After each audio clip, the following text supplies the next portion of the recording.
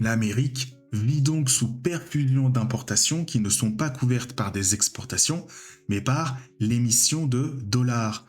Les États-Unis financent leur déficit commercial en émettant des bons du trésor. Mais ils ne peuvent le faire que parce que le dollar est la monnaie de réserve du monde. Donc c'est un point fort le dollar, mais ce sera aussi un point faible, nous le verrons dans quelques instants.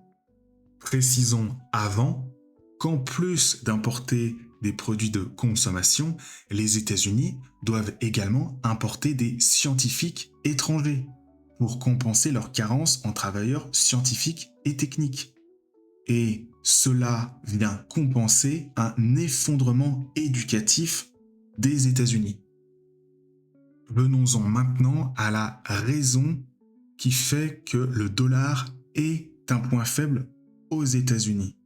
Donc, l'auteur rappelle que l'Amérique produit la monnaie du monde, le dollar, et la capacité qu'elle en a de tirer des richesses monétaires du néant la paralyse. Ça entrave son économie. En effet, produire une monnaie a un coût minimal, voire nul. Et par conséquent, cela est peu attirant pour toutes les autres activités que la création monétaire. Aux États-Unis, il est plus facile de produire de la monnaie que des biens. Donc cela explique leur préférence pour exporter des bons du trésor plutôt que pour créer des biens. Et cela explique aussi pourquoi est-ce qu'ils doivent importer des ingénieurs et des travailleurs scientifiques. Car aux États-Unis, parmi les étudiants américains, seulement 7,2% suivent des études d'ingénieurs. L'auteur parle d'une fuite sociale interne des cerveaux vers le droit, la finance et les écoles de commerce. En raison de tout ce que nous avons vu précédemment, l'économie américaine est donc en danger, mais aussi et surtout sa puissance militaire.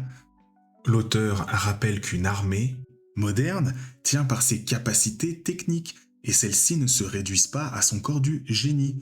La majorité des officiers dans l'aviation et la marine sont en fait des ingénieurs. Ainsi, le fait que les États-Unis soient incapables d'en former en grand nombre, selon l'auteur, cela sème le doute sur ce que serait le réel potentiel de l'armée américaine en cas de conflit majeur. La fuite des cerveaux vers les écoles de droit et de commerce menace donc la puissance militaire américaine.